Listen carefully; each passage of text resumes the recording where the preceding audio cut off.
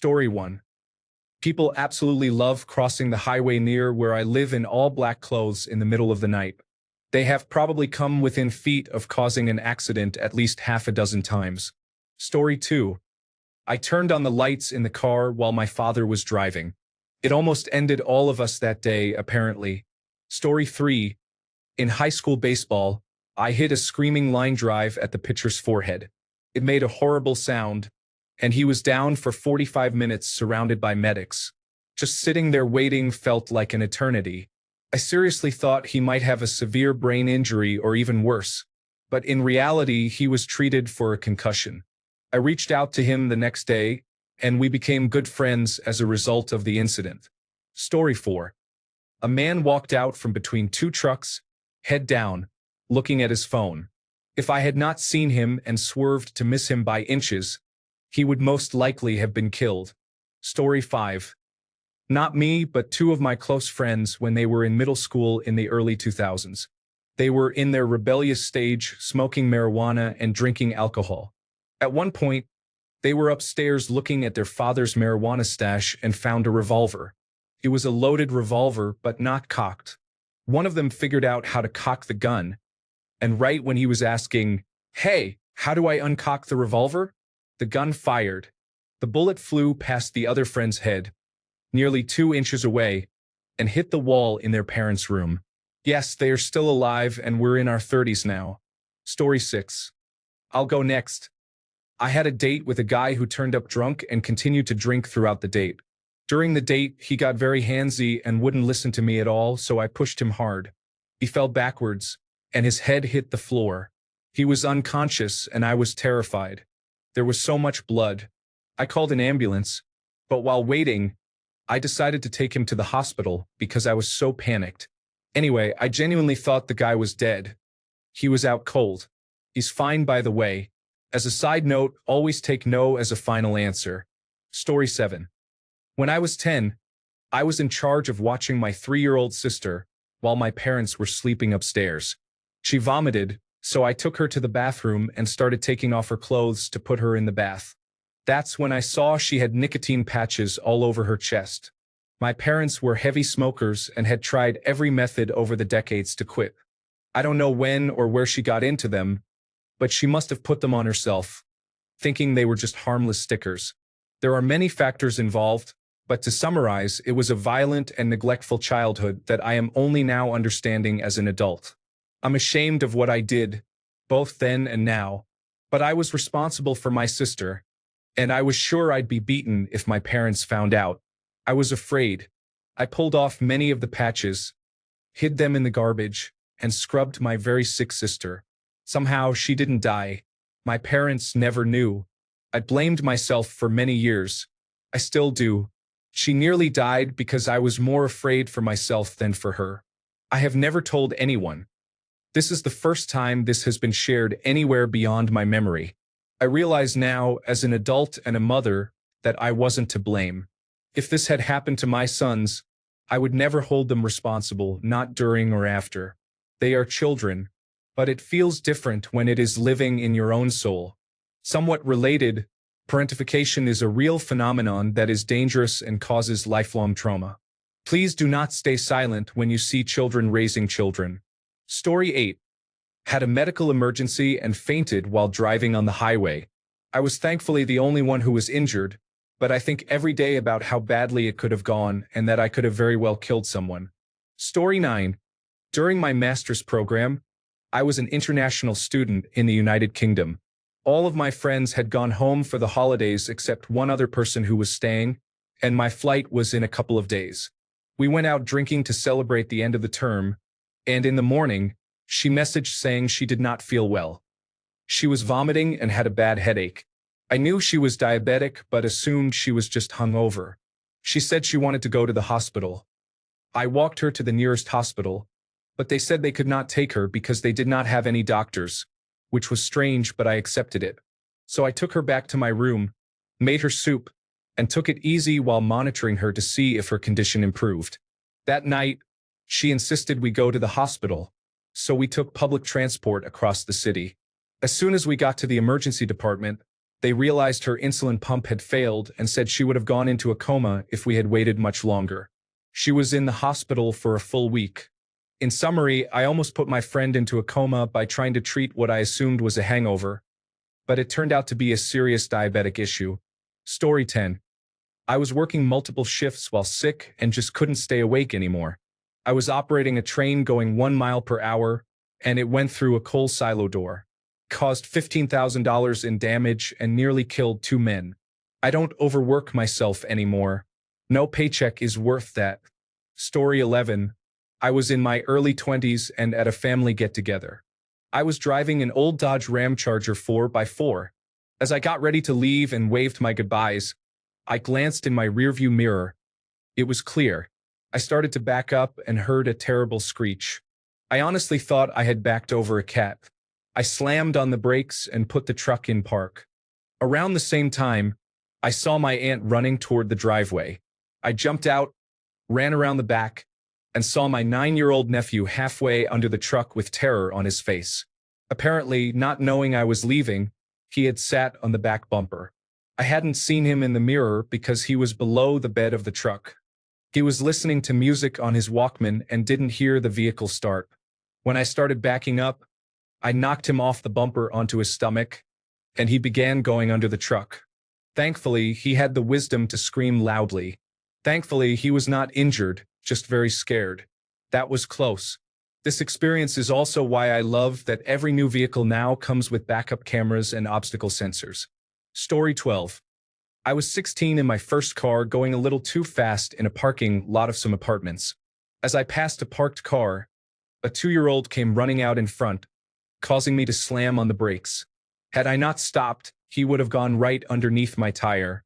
Bonus points that there was no parent or adult in sight, which caused me to grab him and go looking for his mom or someone so I could apologize for almost hitting their child they were not watching. Story 13. Not sure if this would have killed somebody, but it definitely would have seriously injured someone. A friend and I were traveling to Baltimore to see a game. There was a curve obstructed by trees, and it was a narrow stretch, so you really couldn't see what was around the bend. I was driving about 75 miles per hour. I looked at the clock on my display, then looked up, and suddenly there was dead stop traffic right as I started to turn. In the blink of an eye, I went from wide open highway to seeing tail lights. I hit the brakes immediately. They touched the floor, and my car was screeching. I managed to avoid hitting anybody but had to pull over for a moment because I was shaking, mere inches away from causing a huge accident. Story 14. Taking out some wind-blown pine trees in Northumberland. I put my first cut in, and as I was doing the second, I saw the laborer put his head over the tree to get a better look at the cut. I shouted at him to move his head, as I couldn't stop cutting and could see the root base starting to shift. Someone dragged him out of the way just as the stump shot up into the air. Could have decapitated him or at least broken his neck. He was removed from the site, and I took a short break afterwards to calm down. Story 15. I'll start. I was driving home late one night, around 11 p.m., on a pitch-black stretch of 4-lane interstate. I had my new-to-me car's adaptive cruise control set 3 or 4 miles over the speed limit, trying to get home before I got tired. I came around a bend onto an empty straight stretch, glanced down at my gauges, and suddenly the screen flashed brake warning and it was beeping at me. I jabbed the brakes and looked up. I was barreling down on a motorcycle doing maybe 50 in a 75-mile-per-hour zone with no taillight. I yanked the wheel left and was able to miss them by a few feet at most. Now and again, I think about how bad that would have been if I had been driving any other vehicle I own. If I was in my old Ram 2500 with the big steel front bumper, I would never have seen them. Story 16. I was turkey hunting with my brother when a couple of turkeys started coming in. I called a few times and they slowly began walking my way. After about an hour, one came into range and I shot it. To my knowledge, my brother was supposed to be about 300 yards away on the opposite end of the field. However, he decided to move and chase the turkeys I was watching. When I shot my turkey, I nearly missed him, as he was a little to the left of my turkey, farther up on a hill. Story 17. I was working a summer internship at a paper mill 20 years ago. We were putting cull paper into the hopper to be reprocessed into pulp since it was not quality control rated for finished goods. The hopper was a large metal rectangle that went to the lower level mixer, similar to a massive blender.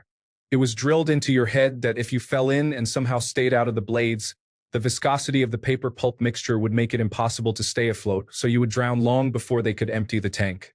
There was a man in front of the line of workers heaving this 20-foot-long mass of paper in, and I was second behind him. The process was to toss your end in, then step to the left to get out of the way because of the weight and the fact that your vision was blocked by the size of the paper. This man was careless in every sense of the word and went to the right as I was tossing my portion in, caught his head, bashed it into the metal railing, and started dragging him in. We were able to react quickly and pull him back while the machine tender, the man in charge, scolded him for not knowing his left from right. Once it dawned on me how close he was to drowning or getting injured by the blades, it shocked me. I know it was not my fault, but I still felt bad. Story 18. Driving a semi on Interstate 29 when someone wiped out on black ice, causing a pile-up in front of me. Couldn't stop. I had my foot to the floor, and I prayed I wouldn't run into those people fully loaded. I'm so grateful I stopped just in time, but I will never forget what it felt like not to know if I could. Story 19. Driving down a highway in rural Ontario at 1 a.m., absolutely pitch black, almost no traffic, sweeping curving highway, going the 90 kilometers per hour speed limit. I was tired but almost home from driving cross-country, so I kept going. On an uphill curve, I suddenly saw a flash of something tall and dark standing directly in the middle of my lane. I slammed on the brakes and swerved into the opposite lane and just missed it, coming to a stop. It was someone hitchhiking, wearing all black clothing, black bag in his hand, not on the shoulder, standing in the middle of the road. He actually thought I had stopped for him and started walking after me. I managed to collect myself, leaned out the window, and told him that he was stupid and I almost killed him. He froze on the road. All I could really see was the whites of his eyes. I told him to get off the road and I peeled out, leaving him behind. Absolutely no way I was going to let someone that reckless into my car under any circumstances. He came within 6 inches or less of being a bloody streak on the road. If I had been distracted or not paying attention in some way, he would be dead. I was screaming and pounding the steering wheel in anger for several minutes until I calmed down. If you are going to hitchhike, be visible in some way, and stay as far as you can to the edge of the shoulder. I wouldn't be surprised if that person ended up as a hood ornament. Story 20. One of my friends tried to scare me while I was chopping vegetables. I turned around instantly and almost stabbed them in the neck, but the knife was just a little too short to reach. It is not a good idea to scare someone who is holding and actively using a knife, and it is even worse when they have a fight response instead of a flight response. Story 21. I am not sure if it would have killed or only injured them, but a person suddenly stepped into the road from between parked cars right in front of my car. This has happened several times. Always different people, always adults. Yes, my car is almost completely silent at low speeds, but you would think adults would know to look before crossing the road. Story 22. I was 16 and heading to school. It was winter, and there had been an ice storm the night before, so the roads were incredibly slippery. There was an old man, probably in his 80s, getting out of his car in front of a diner. I lost traction, and my car ran straight into his driver's side door, which was wide open. I hit it so hard that I bent the door backward. If his door had been closed, he would have died for sure. The man could barely walk and was towing oxygen with him. I was hysterical and profusely apologizing, and he was very kind to me. He called the police for me, and all I got was a ticket. I will gladly accept a ticket over involuntary manslaughter. Story 23. I was on the back of my best friend's motorcycle and instinctively sneezed into my elbow. My movement caused us to tilt too much and skid. If he had not reacted quickly, his head would have hit a pole. I received a long scolding. Then he called another friend to pick us up in his truck to prevent another incident. Story 24. I was setting a beam at work nearly at full extension. I could feel in the seat of my pants that I was close to tipping. The beam setter on the wall said to bring it 1 more foot. That foot made the machine tip. Thankfully, I was only about 10 inches off the wall. So once the beam landed, it rebounded. It scared me and the beam setter. Story 25. Our junior high was next to the high school baseball field, and the high school baseball coaches taught at the junior high and coached the junior high football teams in the fall. I was an 8th grader lifting weights after school when some high school baseball players came into our weight room to lift. I was doing my bench press reps with a football teammate when one of the seniors, known to use steroids, ordered me to stop so he could use the equipment. I told him to wait and that I was almost done. He got physical and said he was going to fight me. He was tall and weighed 170 pounds. I was shorter but weighed 185 pounds. He grabbed me and I leg swept him, taking him to the ground. He landed on his back with me on top. Then we both noticed a metal weight rack spike sticking up about 2 inches from his head. If we had shifted a few inches to the right, the spike would have gone through his skull. We were separated, and they left us alone after we threatened to tell their coach. I realized that I had almost seriously injured the guy. Story 26.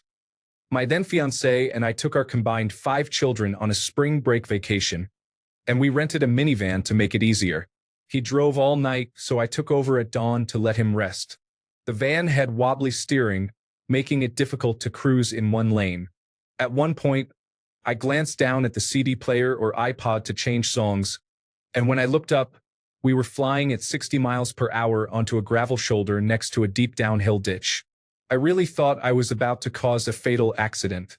Fortunately, I am an experienced driver and, after nearly causing a crash, I also saved us. I never drove that vehicle again. Story 27. The first week that I had my license, I was driving down a road with a relatively high speed limit. I did not notice that the light turned red and almost drove through a crosswalk with pedestrians on it. Fortunately, I caught it in time and came to a hard stop without actually crossing the line. Story 28. I was 18, hanging out with my 16-year-old friend. I was very naive and felt cool that she wanted to spend time with me because I didn't have many friends. She was also very into drugs, and I wasn't, so I didn't know much about them or what was dangerous. One time, she had me buy her some pills. I forgot her excuse for why she needed them, but it sounded innocent enough, so I bought them from the store and gave them to her. She took some and went to sleep. I thought it just made her drowsy, so I left. The next day, I came over, and her mom was there, seething at me, saying I enabled her to overdose. I honestly didn't know what I had done. That must have been believable because she didn't do anything else, and my friend ended up okay. I learned a lot that day. I still feel incredibly bad, even though I didn't know what I was doing. Story 29. I nearly killed Nigel Kennedy about 30 years ago.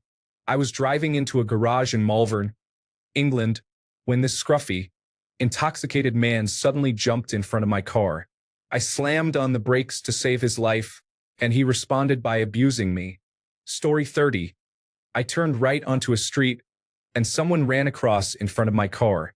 It had been raining, so she slipped as she ran and fell down, landing flat on her back inches from where I was able to stop.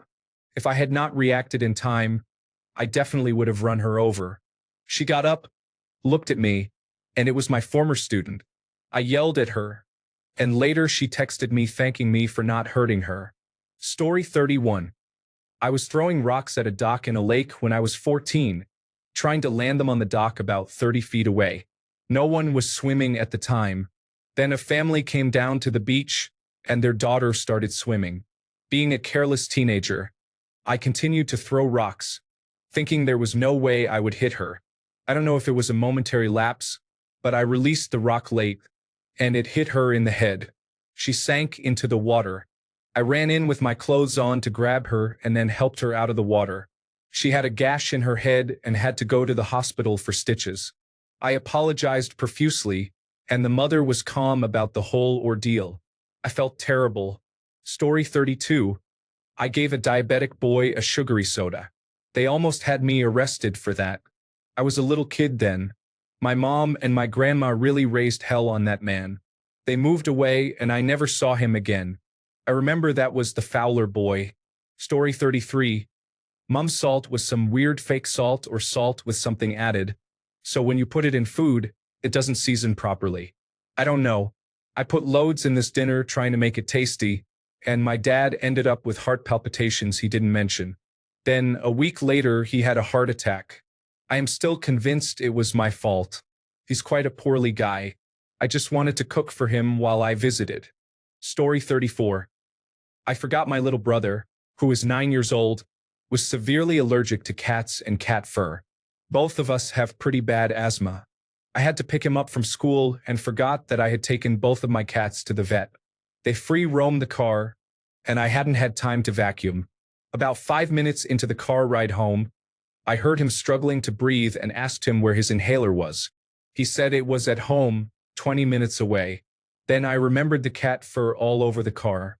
Since the car was black and the cats were black, I couldn't see the fur. I am pretty sure I broke most traffic laws trying to get him home to his inhaler because his breathing was getting really bad. I still feel really bad about it. Story 35. I was a nursing major. We went to clinicals where you help out in an actual hospital, and I had to transfer a patient, a 92-year-old woman with osteoporosis and arthritis. I nearly dropped her, which would have broken some bones at the very least. She was in poor shape and would not have survived a break. I switched majors. The idea that I could have accidentally killed someone's family member horrified me. Story 36. I was 16 and a new driver. I obviously knew about blind spots, but had no idea how much they would hide a motorcycle compared to a car. I checked my blind spot, did not see anything, so I changed lanes. I came dangerously close to hitting a man on his motorcycle. He sped up next to my window and understandably flicked me off. I felt horrible, especially since I grew up around motorcycles and knew how dangerous they could be. I am 33 now and absolutely obsessive about being extra thorough when checking for motorcycles in my blind spots because of that incident. Story 37. Probably several times on the road, people seem to have a lot of faith in my reaction times and brakes. If you are pulling into traffic, assume your car will immediately stall as you turn and plan ahead accordingly so that the other drivers will have time to stop. Story 38. A fully grown adult darted into the street I was driving on, and I almost hit him. It was the closest I have ever come in all my time driving, and it was terrifying and horrifying. Story 39. I was driving a friend and myself home late at night from a weekend trip. I started drifting in and out of sleep, so I pulled off an exit that I did not realize was under construction and rolled my car over. Neither of us had any injuries, but if there was ever a situation where I had endangered another person, it was that. No injuries, no damage aside from my totaled car. I still received a criminal ticket because sleeping while tired is considered negligent, and the officer who arrested me said it is treated nearly as severely as driving under the influence. For all of you out there who may not realize, do not drive if you are tired. Story 40. When I was a child, I went kayaking with my uncle by marriage. I have a vague memory, but I think I did not like it and threw a small tantrum, throwing the paddle into the water. Other than that, I accidentally shot my brother with a BB gun. I thought it was not loaded after pumping it as many times as I could. The shot hit him in the chest and left a scar. I was a little troublemaker. Story 41. I was just learning how to shoot. Must have been about 5 or 6. My uncle was also teaching me, so in my defense, I was distracted. I did not see my dad walk towards the targets. I missed him by a country mile, but now I do not pull the trigger unless I know exactly where everyone is. I do not even trust the range safety officer when they give the all clear. Story 42. I bought an antique 1905 Marlin shotgun for $60. We went out to the shooting pit. I put 3 shells of birdshot in and cocked it. I was holding it by the barrel, not the trigger. As we were closing up the truck, my friend was leaning forward and the firearm went off. It blew the brim of his ball cap clean off. We were not even ready to shoot yet, so we had no earplugs in. With ears ringing, I unloaded it and put it away. That was a very short afternoon of clays. I traded it up for a Mossberg 3 weeks later. Story 43. I was driving around 50 miles per hour in a 45 miles per hour zone. I was just about to enter an intersection where I had a green light. I was probably 10 feet from the beginning of the intersection when a car from the right side slowly pulled out in front of me. making a right turn on red. I immediately slammed on my brakes and looked to my left to see if I could move over. Unfortunately, there were cars, so I just had to hope I stopped in time.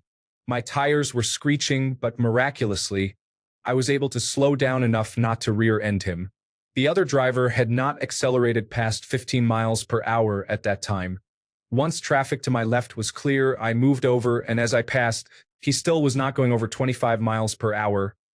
I looked at the person who almost caused the most devastating crash I would have ever been in. It was a very old man, staring straight ahead, mouth hanging open 3 inches from the steering wheel. He did not even realize his life almost ended. Story 44. I was in law enforcement for 10 years. I started as a law enforcement park ranger, but then worked for a local small police department in a very wealthy area. Not long after starting, I was on night shift and received a call about someone knocking on doors. While investigating, I got a second call about an individual trying to get into a nearby house.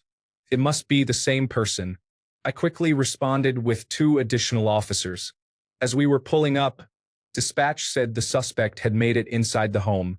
As I exited my patrol vehicle, I heard the scariest, most blood-curdling scream of a female inside the house. As I ran to the door, it opened from the inside. There I saw 2 men fighting, one covered in blood. In a split second, I drew my weapon because I could see one of the men swinging his fist overhead down onto the shoulder of the other. With all the blood and the movement of the suspect's hand, I believed he was actively stabbing the other victim. I quickly announced myself, which caused the victim to turn to me and then flee outside to safety. I trained my weapon on the suspect, who I realized did not have a knife and was putting his hands up. The suspect was the one truly covered in blood because the victim had laid an absolute beating on him. The suspect was quickly arrested and taken outside while the victim went back inside. The victim's mother was still inside, screaming from the shock of it all. While I was trying to calm both down, the son went to the kitchen and got a knife. He hid it by his side and tried to get past me. I reached my arm out to stop him and only then noticed the knife. He had decided he was going to kill the original suspect, who was already in our custody outside. I got him to drop the knife and everyone was safe at that point. All in all, the situation came dangerously close to where both the suspect and victim could have been shot. The moral of the story is, don't get blackout drunk and walk into someone's house you think is yours. You might get attacked by the teenage son asleep upstairs. Furthermore, once the police have arrested the suspect, don't get a knife to go stab the suspect in front of the police. Story 45. Someone was listening to their music and not looking before crossing the street, while I was going across the intersection in a Ford truck. Sometimes I think about what could have happened, and it makes me feel anxious. Story 46. We were passing around a whipped cream canister doing nitrous oxide inhalation when I was in college. One girl who was a heavy smoker took a big hit of nitrous and did not breathe in any oxygen. Suddenly, she dropped to the floor and started spasming. The atmosphere went from a rowdy party to complete silence as she was twitching and unconscious on the floor. She got back up and we were relieved, but it definitely killed the vibe. Story 47. I was driving around a neighborhood going about 5 miles per hour over the speed limit. I made a turn, started going up a bridge, and accelerated aggressively to get back up to speed. As I crested the top of the bridge, there was a child on a scooter in the middle of the road. I swerved and missed him, thankfully. He was probably 4 to 5 years old. I am fairly positive he would have gone under my vehicle if I had hit him. Story 48. Croatia 2017. Rented a boat. No boating experience. We planned to follow the coastline. At one point, a friend nearly got crushed between the boat and sharp rocks. He jumped away at the last second. I keep thinking about how his leg could have been torn apart. Story 49. Once I was driving down Main Street, and a man literally ran out from between 2 parked cars. He didn't walk but ran, and he was lucky I wasn't speeding like most people do in town. He would have been hit because I wouldn't have had enough time to stop like I did. I nearly had a panic attack after the shock subsided. He didn't seem to be running from anything, just ran from a place I could not see in front of my car. Sometimes I am angered by how little sense of self-preservation people seem to have. Story 50. Zooming around a bend on the back roads at night, an elderly man was walking on the side of the road. He scared me a lot.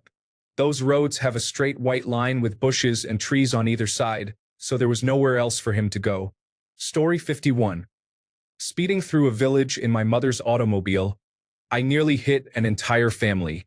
I have never owned an automobile because of that. Additionally, I could not afford one. Story 52. I did not stop in time at a four-way intersection.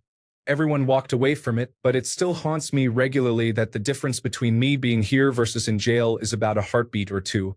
Story 53. A child rode out of an alley from behind a parked van on his bike, right in front of me.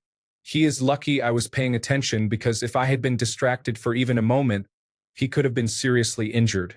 Parents, teach your children proper bicycle safety if you are going to let them ride around town unsupervised. Have them wear helmets, stop at intersections, and look for traffic. Do not be careless on the road. Story 54. I was at the bottom of a hill at a red light, about to turn right on red.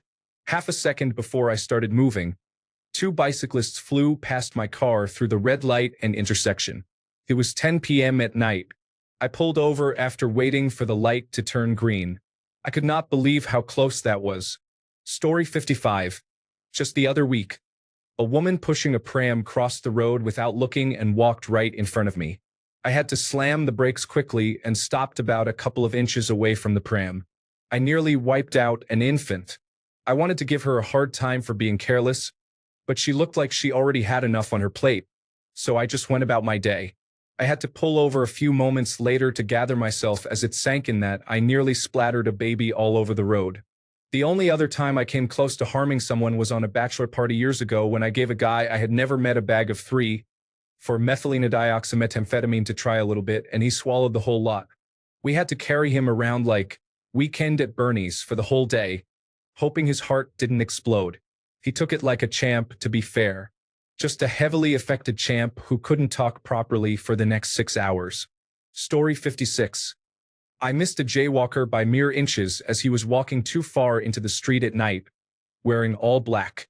I noticed him at the last possible moment and jerked to the left, narrowly avoiding hitting him.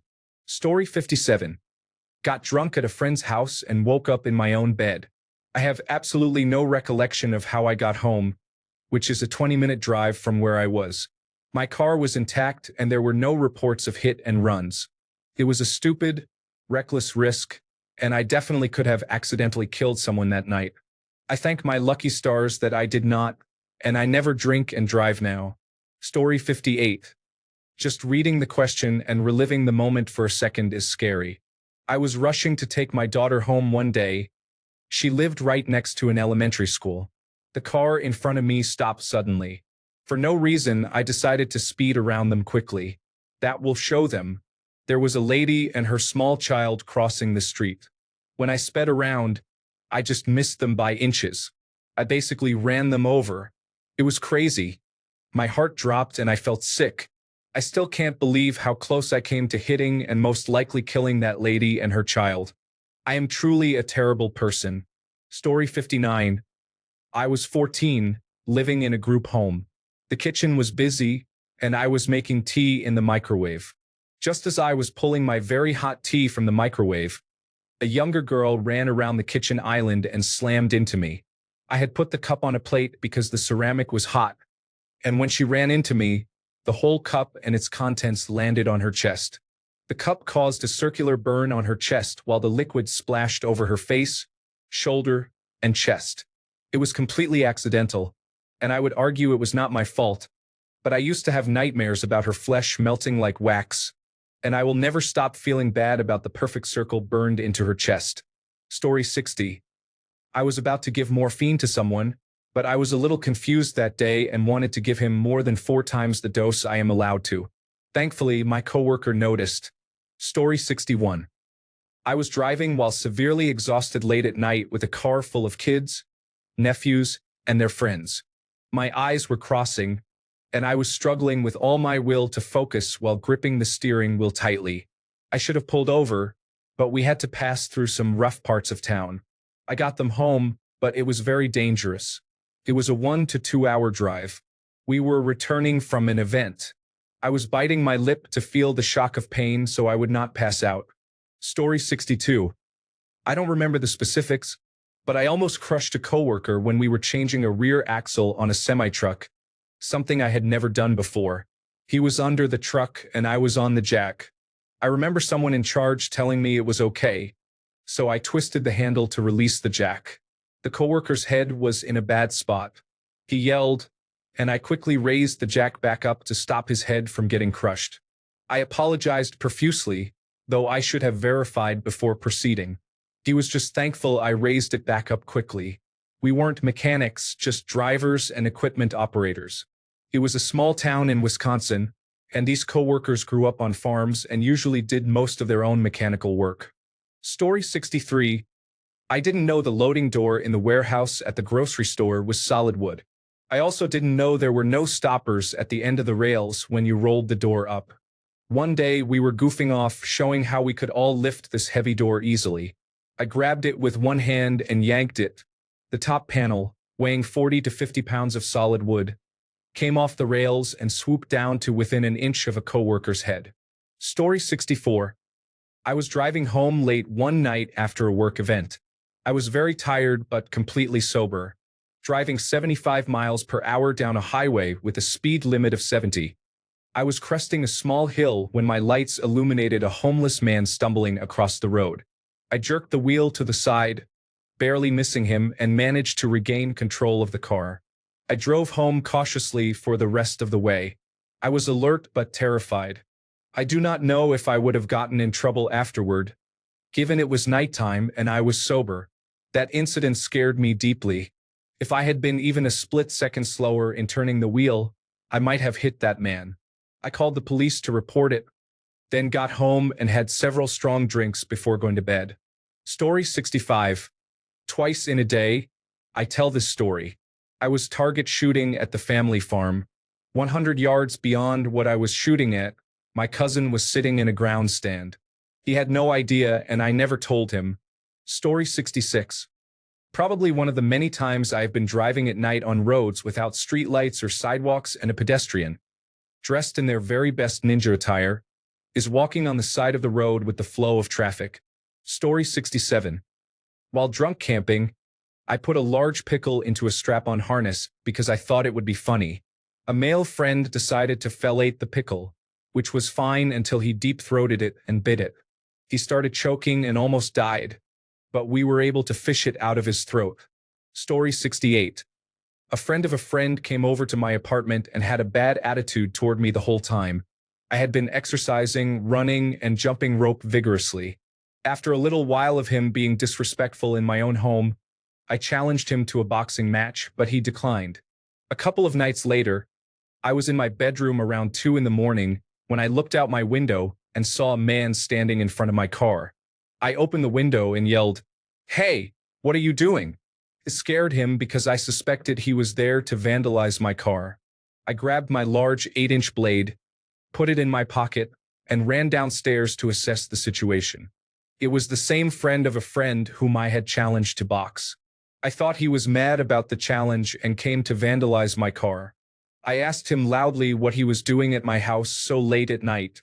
My roommate, his friend, was asleep by then. He said, "I'm here to see Hunter." I replied, "He has been asleep for hours." He said, "Come here. I've got something to show you." He went to the back of his truck and pulled out a large case that I suspected was a gun case because it was big and thick. I got close enough with my hand on my knife in my pocket. He opened the case and it was a gun. I thought about stabbing him in the neck, but I thought about Jesus, the Bible, and God and decided to run. It was a quick decision, either kill him or run, so I ran back into my apartment and called the police. It's crazy. You never really consider killing anyone until something extreme happens. I had a brief moment of considering it, but only for a moment. I decided to run instead and called the police. When they arrived, they told me there was nothing they could do about it. Story 69. I operate a subway train. The public's lack of situational awareness and self-preservation is astonishing. Story 70. I must have been 10 and staying at my cousin's place. My younger cousin was taking a bath, and I suggested to his older brother, who was drying his hair, that plunging the hairdryer in the bath could make bubbles. My aunt entered the bathroom just in time to stop my project. Story 71. I was driving a stand-up forklift at my job carrying a dumpster. I was driving past the repair area, which was partially walled off and had a gate that opened into the aisle I was driving through. One of the maintenance workers came out through the gate with a shaft over his shoulder and a toolbox in his other hand. I didn't see him because of the wall.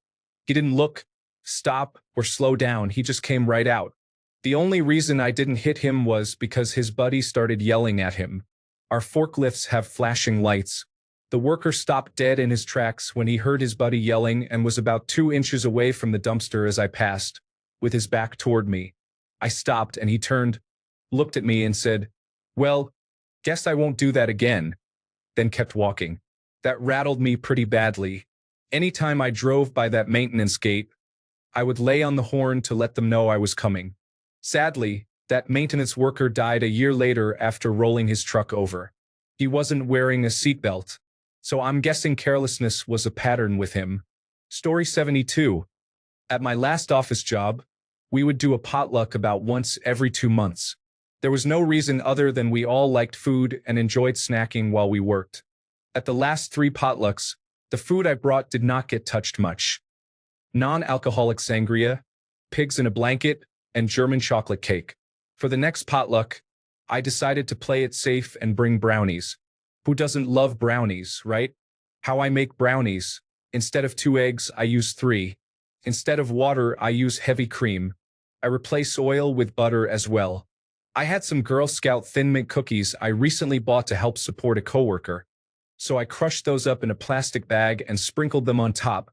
Fast forward, they were a big hit. Everyone loved them, including Sam. Sam had a severe egg allergy and no epinephrine autoinjector. Thankfully, we worked right next door to a hospital, and they were able to treat her. Being asked for the recipe for my killer brownies was a nice bittersweet moment. I'm still kind of riding that high. Story 73. Baseball. I was in a slump and my dad told me to try to aim for the pitcher's head. Trying to hit it up the middle is a good theory. I took it literally. I absolutely crushed the ball right at his head. The pitcher caught it by reflex alone. His eyes were like $50. Next at bat, my dad said the same thing. "Take his head off." Again, I took it literally and crushed it right at the pitcher's head again. This time, the pitcher dove out of the way and I got a single. He looked at me from the ground with eyes like silver dollars, absolutely scared out of his mind. I just laughed at him on my way to first base. I only realized years later that I could have killed the poor kid. Baseball is no joke. The second story wasn't about me, but my teammate. The high school head coach was coaching third base.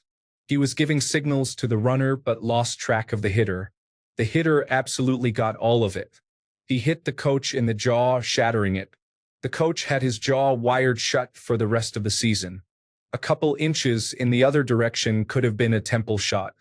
Story 74. The actual situation scared me and was very comical in hindsight. However, it reads like a deleted scene from Deadpool. Long story short, I forgot about a pest inspector appointment my previous apartment complex scheduled. I woke up to someone walking around in my home that I did not hear enter. I almost shot the person. I did not have any pest infestations. Story 75. I was driving to work on a 2-lane highway, and the car in front of me was going slower than I would like. I admit I was being a bit impatient.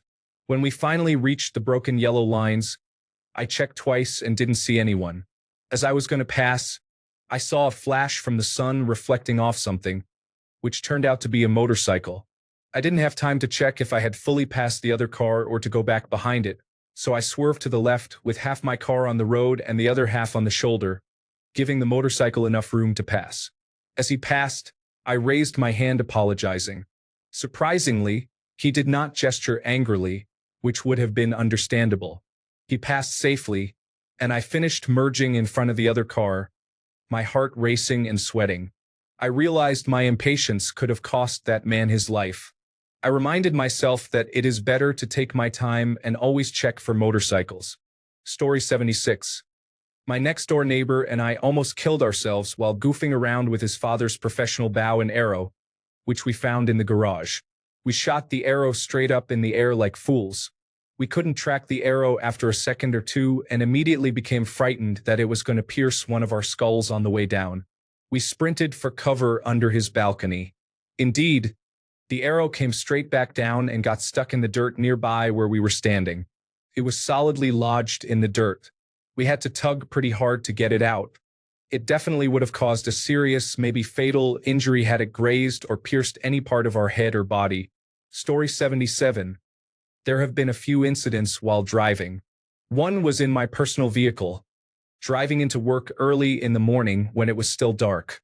Someone was walking down the center line of a two-lane highway dressed in dark clothing. I missed them by inches.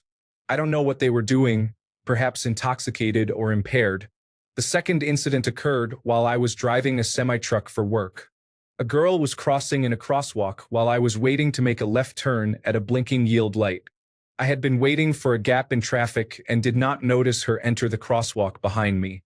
I was watching a couple with a stroller approaching from the opposite direction, trying to gauge if they would enter the crosswalk when my gap arrived.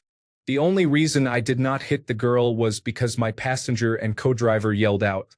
She was right along the side of my cab at that point. She jumped about a foot in the air as I started my turn and then sprinted the rest of the way. I might have seen her eventually, but it would have been much closer, and I would have been at fault, even though I know better than to be in such a position. Story 78. I was 17. We were fooling around with a samurai sword. I held it to my friend's neck, and he used his forearm to move it out of the way. It slipped past his arm, and I stopped it just as it touched his neck. He had an actual bleeding cut on the side of his neck, right where it matters. It was very shallow, just enough to make a red line, but it was there. Scared me a lot. Story 79. I hit a bicyclist head-on who was going the wrong way with my motorcycle. I broke 6 bones and was hospitalized overnight, but somehow the guy got up and ran away. It very well could have killed both of us. Story 80. Working on my car, I dropped the spare tire off to the side. It somehow stood up. It went down the driveway, hit the ditch just right, and went down the alley. It hit the curb and took a right. Then it took off down the big hill towards the highway. It must have been going 80 miles per hour by the bottom. Miraculously, it did not hit a single car. Thanks a bunch for sticking around till the end of the video. Remember to subscribe, and until next time, stay awesome and goodbye.